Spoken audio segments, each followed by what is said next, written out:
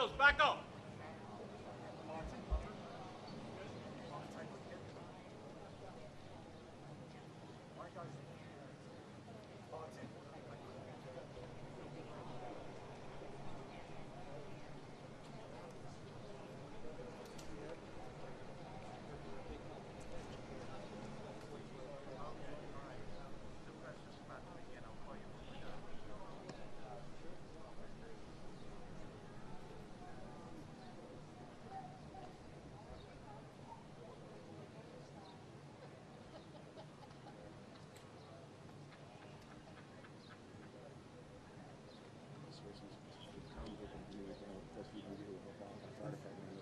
It's mud, nothing.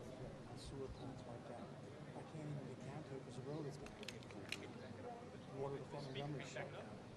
$1 million tank empty. So we're working on getting water before support. Please. That's what we're working on right now. Okay. So we heard about the You'll water. stay in touch with me? Yes, yes. I don't have your cell. I'm sorry. Just tell me what it is. Okay. Just tell me what it is right now.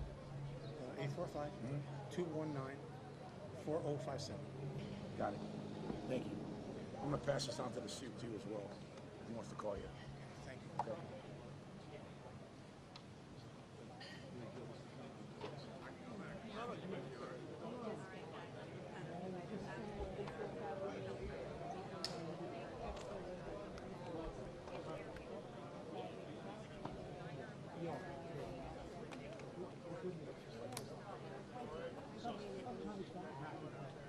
That's in your old house?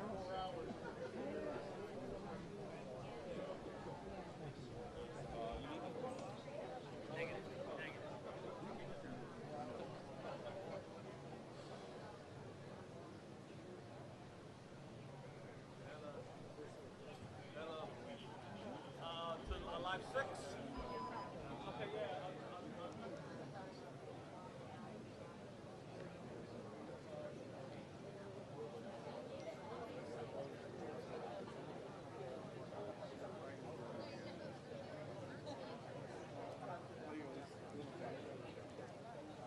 Jason. 9 doesn't work.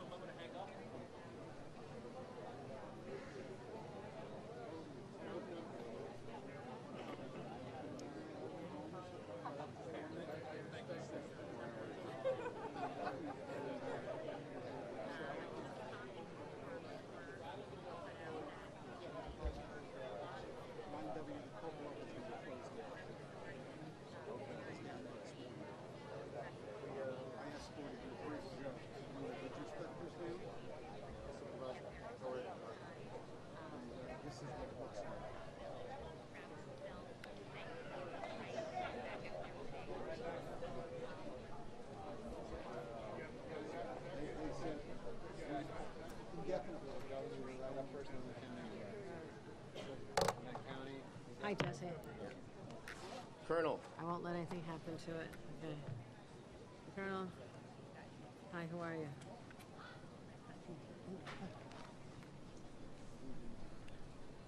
Good morning, everyone. Right now, we are in the midst of an extraordinary weather event that has just devastated communities throughout the Hudson Valley.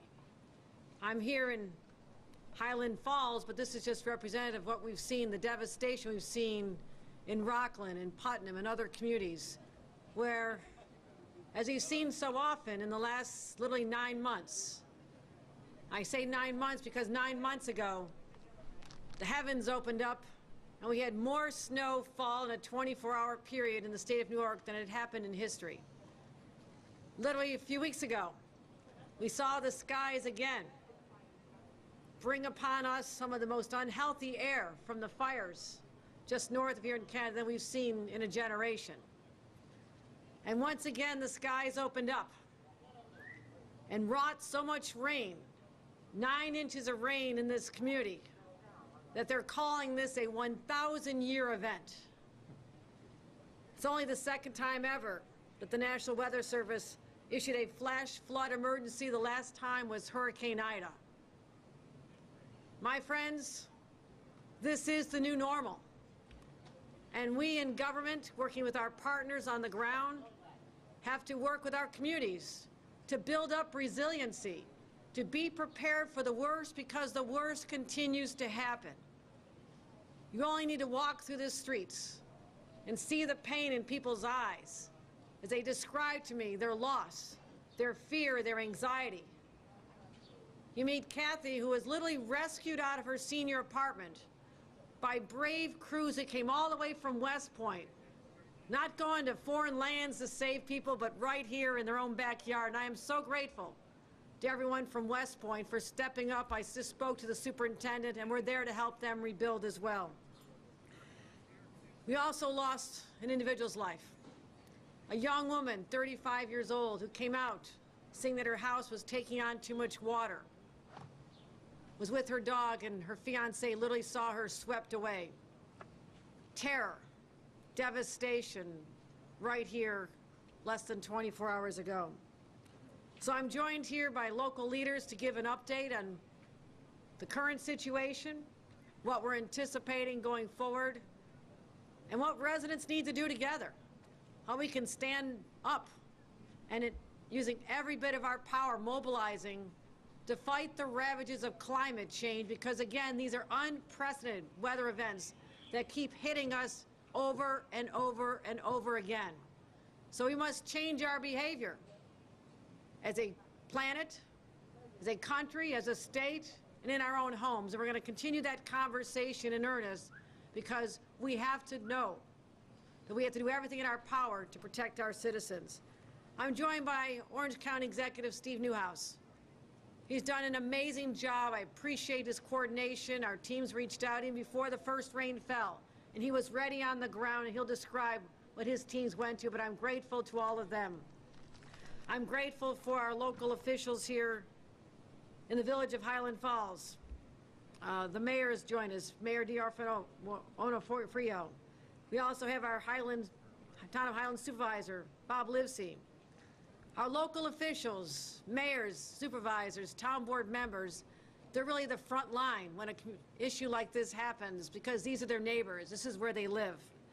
Also grateful to have the strong support in this moment of need of our State Senator James Skoufis, who's joined us, and State Assemblyman Chris Ekus. Both of them are going to continue to be on the ground, providing all the resources we can make available from the state.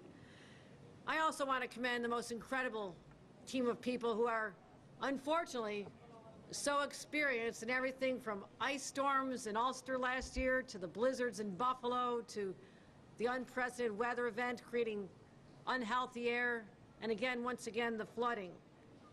Commissioner of Homeland Security and Emergency Services Jackie Bray, I thank you 1,000 times over for your dedication and the training that you and your members have gone through to be able to help us respond in these times of crisis.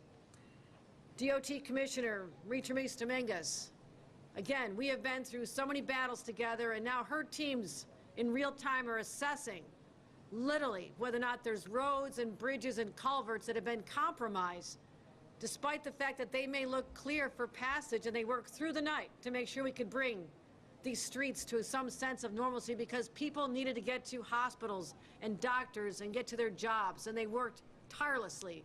And I'm grateful, but we have to make sure that before we open up all the roads, that our infrastructure is safe and sound. State police rescues, again, are legendary.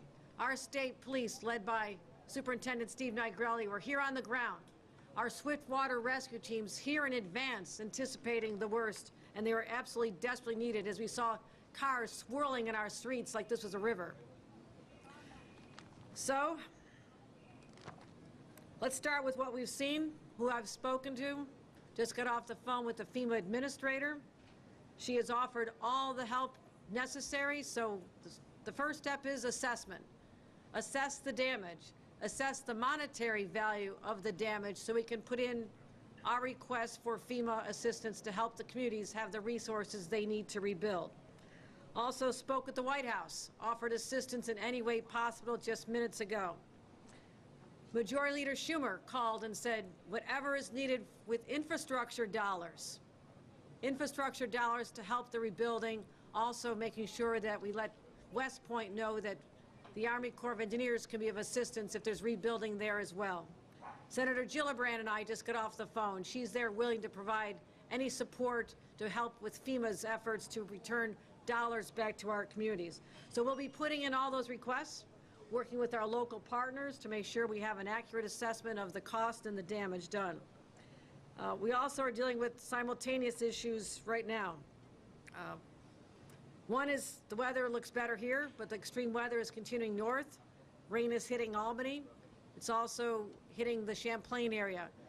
Fortunately, the bullseye of this storm seems to be moving further east. Unfortunately for the people who live in Vermont, but we're not anticipating this scale of damage in other parts of New York at this time, but that could change. Again, what we saw here, stranded passengers on Amtrak trains, more than 700 people stranded in Putnam County last night. My gratitude to the local teams on the ground to help people find shelter, get them buses. We are deploying buses to get people up to New York City, down to New York City and up to Albany during the heat of the storm. We also had thousands of workers on the ground to get the power back. I just ran into a couple that's having breakfast at Andy's restaurant. Eddie's cooking up the eggs and bacon right now. They're there because their power's out. They didn't look like they're in any hurry to go home and start messing up their own kitchen, so Eddie's going to get a lot of business here today. We might stop in afterward, but you can see his basement is absolutely flooded, but they have the lights on to make sure that people in this community have a place to go for meals because the power is out. We've been working hard with our utility crews. The key for a storm like this, when you have the advance notice, you pre-position the emergency crews. That's why we had 9,000 people in this region prepared, 5,000 utility individual workers who could go on the lines, repair the roads, and make sure that our power gets back as soon as possible. So they were very, very helpful. We also declared a state of emergency. I spoke to Steve Newhouse about this yesterday. We declared a state of emergency here, as did he, but also in the county of Ontario, where Canandaigua also sustained considerable damage. We'll be visiting there later. Also, let's give further updates on what people should do. We spoke about this. We warned for 3 days. We talked about it right before it hit. We talked about it during. Homeowners need to be prepared. You need to think about your escape route. You need to anticipate the worst case scenario where the floodwaters are rising in your home. What are your next steps? Where's your cell phone? Do you have it charged? Where is your flashlight? Do you have the batteries that are fresh in it? Have you made sure that if in case you are stranded for any length of time, you have food and water and medicines? You're not going to be going to the drugstore to fill your prescriptions during this kind of event. So go over a safety plan with the residents of your home. Remember your pets, remember your neighbors, and make sure that you get to higher ground before it becomes too late. So before I turn it over to Steve Newhouse, I just want to, again, from the bottom of my heart, thank the first responders who came out. And as much as it looks clear today, this was a frightening, life-threatening experience that they just came through. They put their training to use. They did not think about their own safety. They literally went up to cars that were swirling at risk of being washed away, and they knocked and they made sure someone was safe. They went into homes, they went into apartments, they went into businesses. They were on the ground. So from the community level on up to our state resources and our state teams, thank you. Thank you for making a dire situation. As bad as it was, it could have been far worse had we not been ready, had you not been here on the ground, and all the rescue efforts that were underway. So again, when you see the water on a street, don't assume you can drive through it. That is the #1 reason people die during a storm, is because they drown in their vehicles. 2 feet of water. 2 feet of water, which doesn't seem like that much, is enough to sweep a car away, and that's exactly what was happening here just yesterday. So abandon your vehicles if that happens again. But we've seen a lot, we've been through a lot, but this community, this region is resilient. They will build back, and we'll be there with them every step of the way to make sure they have whatever is necessary to gain some sense of normalcy after this incredible shock to this region. So with that, I want to turn the opportunity to speak and address his concerns and what his teams did over the last 24, 40 hours to our County Executive, Steve Newhouse. County Executive. Thank you, Governor. The relationship and the cooperation between New York State, our governor, and Orange County and our emergency management teams has been phenomenal. I've told the governor I was so impressed with the New York State Police, New York State Department of Transportation. We got the calls at Orange County 911 in early afternoon yesterday that they had significant damage in this region of the county. We immediately responded. I came on scene. Our staff went to the 911 center to start implementing how we can start sending resources. We were in constant contact, the governor and myself, Kathy Bray, Jackie Bray from the Homeland Security, Tom Scaglione, the zone commander, Pete Sergliano. I also want to mention that we also have our garrison commander, Colonel Bianacci. He has a huge responsibility here with thousands of lives that are dependent on him. The cooperation was great. I will tell you that the significant damage that we saw, like the governor said, many cars that tried to go for it through the water didn't make it, got stuck. I saw Army, active duty Army soldiers up to their bellies. We were walking to cars to make sure that people got out. They added to the damage that we had to do here. We had a number of people that had to spend the night here that were transient. The state roads were the county roads, the state roads, the local roads were all closed. If you did not get into Highland Falls, Fort Montgomery, West Point by 5 o'clock in the afternoon, you were trapped here till at least midnight. The recovery of the young lady who passed away was in the bottom, when we discovered her remains, she was in the bottom of a ravine. It was very dangerous for the first responders that had to get her out of there. Myself, County Legislator Tatel was with me. We saw the debris falling on them as they tried to get her back up to Highland where we could get her back to the medical examiner's office. I cannot emphasize the amount of work that went in by the fire department here, phenomenal, EMS, phenomenal, all our law enforcement partners, the sheriff's office. What we're gonna do now, I just wanna give you a quick road forward. The New York State Department of Transportation, as well as Orange County Department of Public Works, will be assisting the town and the village to assess their bridges to see what is passable. We'll also be assessing their bridges. We had an emergency shelter open up here a couple blocks away. I have ordered that to stay open until people stop using it. We have ordered emergency provisions to keep it stocked. In the meantime, we had been using the firehouse on 9W as our operations center. That is going to get in the way of the fire services, so we are going to be opening up momentarily a temporary operations center at the Highland Falls High School, just a couple blocks up north of here. In the meantime, for emergency calls, 911. For non-emergency, we are asking people to call our 311 number so we can get to you. We will get to every person that needs help. We are prioritizing it for life and limb. Thankfully, those calls have gone down. But again, we have gotten a great response from our partners here. Our congressional delegation, from Senator Schumer this morning calling, Senator Gillibrand, as the governor mentioned, our local congressman, everybody's here is pushing for a federal disaster declaration because we're going to need it. Easily tens of millions of dollars in damage here. So with that, that's all I have to say. Colonel, do you have anything you want to add for West Point? Yeah, I can say something. Okay. Governor and Steve, thanks for having us here. I'd like to start off by just extending our condolences on behalf of the West Point community to the town of Highland Falls and village of Highland Falls for the fatality that was mentioned from yesterday. That's extreme, and we do give our compassion and condolences to that. Just want to elaborate a couple things that the governor said and Steve said. This is a community effort. We're working together greatly. The lines of communications have been wide open, which has been awesome. I know our fire department has done a great job out here, and the support we got from the community on post has been overwhelming. We're also in the assessment phase on post, assessing our damage as well as off post here, and we're going to work at ways we can continue to collaborate to make this job better going forward. So thank you. Thank you. Questions? Yeah. Any questions? How many calls for help in this community? You mentioned there were several water rescues. We had, this morning when I got to the 911 center, I came directly here, so I was here till late at night last night. So this morning we had, I think, over 50 that were significant, but I think that many of them were not reported. All night long, I saw the fire department going house to house and helping people. And there was cars parked in 9W in the median being abandoned, or people sitting in them. Like the governor mentioned, there was people that were trapped in their car in 3-4 feet of water that stayed in their car. Those people all needed to be rescued by EMS, police, and fire. So I think the number of calls, you probably can't even count at this point, because you literally just stopped when you saw people needed help.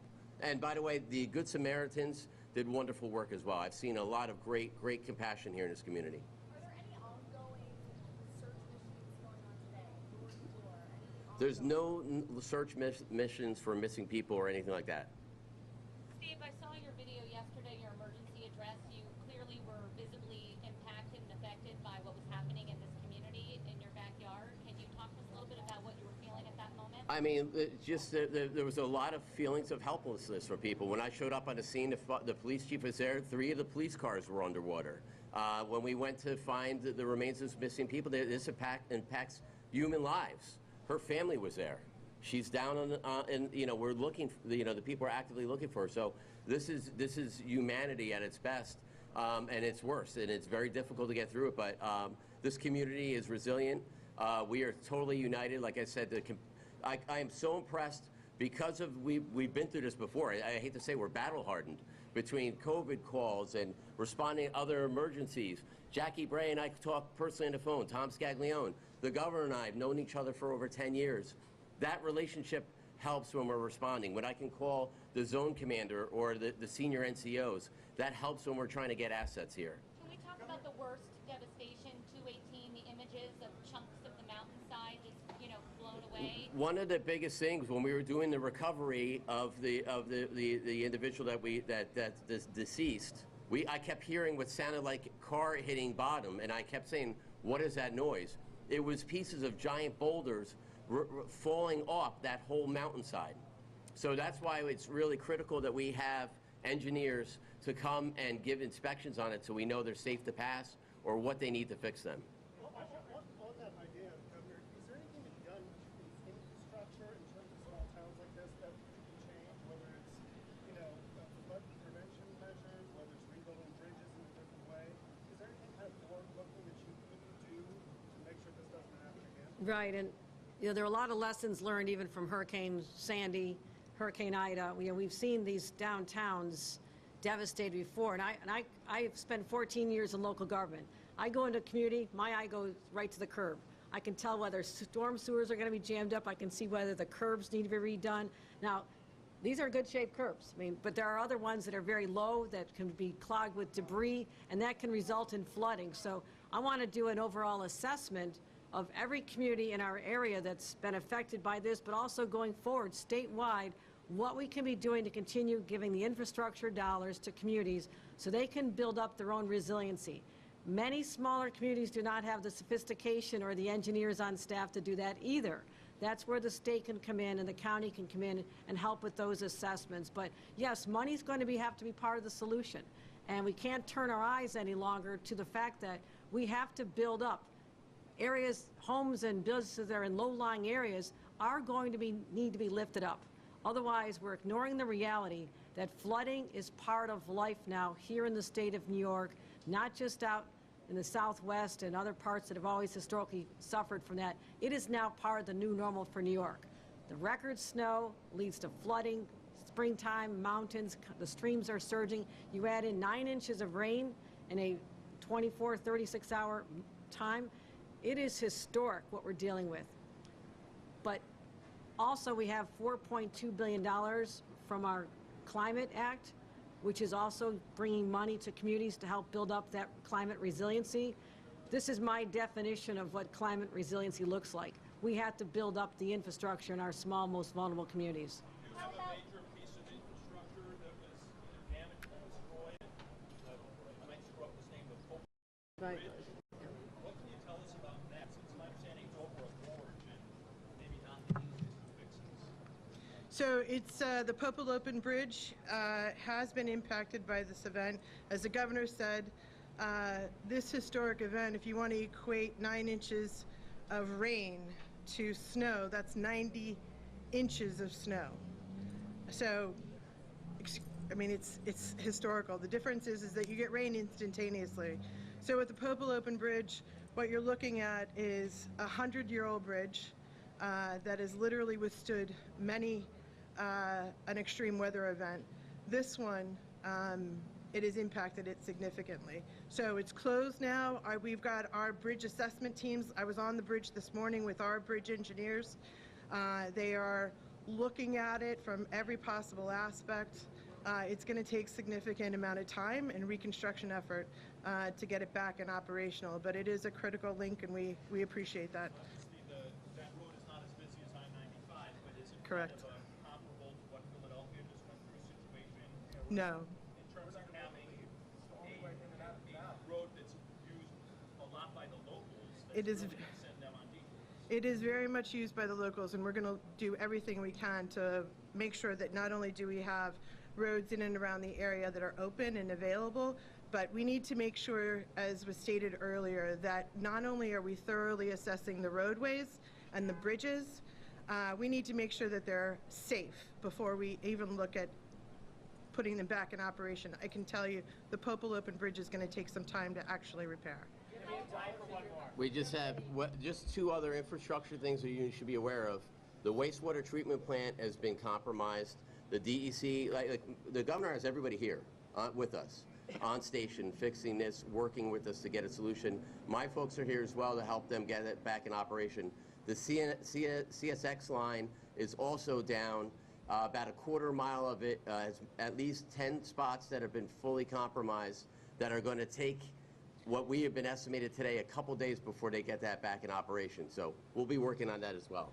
I just want to reemphasize one thing really quickly. We will do everything, as the governor said, as safely but as quickly as we possibly can. We fully recognize the impact on the community and very much appreciate that. We will work as quickly and as efficiently as we can because we know how important this critical link is for the community. Municipal services, you mentioned it. Tens of millions, easy with this infrastructure cost, absolutely. Would that be a low ball? That's just, I'm a CB, I'm a Navy guy in an Army town right now, but I'm telling you, I pay the bills in the county. We have $1 billion budget. This easily costs money. Governor and I this is not our first situation like this. This costs a lot of money, so we're going to fight for it. And also, just on the infrastructure question, that was the context of the conversation I had with Majority Leader Schumer. He wanted me to convey that if there's need for infrastructure dollars, that he will be there to support this. The administrator of FEMA said they'll be there to support us, as well as the White House. So these dollars, I anticipate, are going to be the volume that are going to require us to be getting money out of the federal government to make sure that we're not short in resources. All right, last question. Municipal water, are people with services right now? We have the Department of Health. I ordered them to be here on station. They're here testing and making sure that people have, some places have been compromised, and we will put out issues as they need it. Steve, will people be permanently out of Wine Gardens for a while? I believe so. They had to be evacuated. So, I mean, listen, this stuff is a very moving situation right now. We're just we just got through trying to handle all the emergency calls. Right now, we're in the repair and recovery stage. All right, thank you, everybody. Appreciate you Thank coming you. out. Thank you. All right. I got some kind of ball It's all right. I don't mind. Mayor, thank you. Never mind. I will. Secretary for the area. Pleasure to meet you. And you're with Region 8? Yeah. No, I'm the commissioner. Thank you. Yeah. I'm yeah, so you know we're open.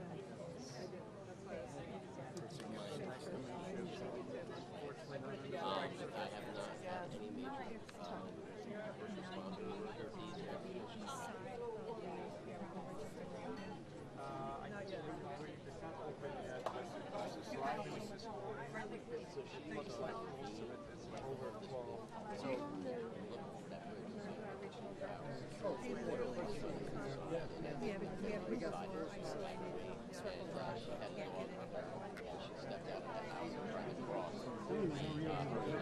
Okay. How are you? How are you? Hi, Tom. How are you? Different hat today. I know. But I think we Thank you spoke for so many everything you times. do. I don't think we can have a space tonight. Very nice to meet you. Thanks for all your work. I think, I don't know who stepped out before her. That's great. They were running over.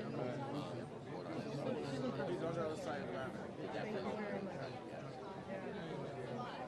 I just see a lot of pictures. You guys have a huge phone right now. Yeah. I just built 218. Last time it was like It's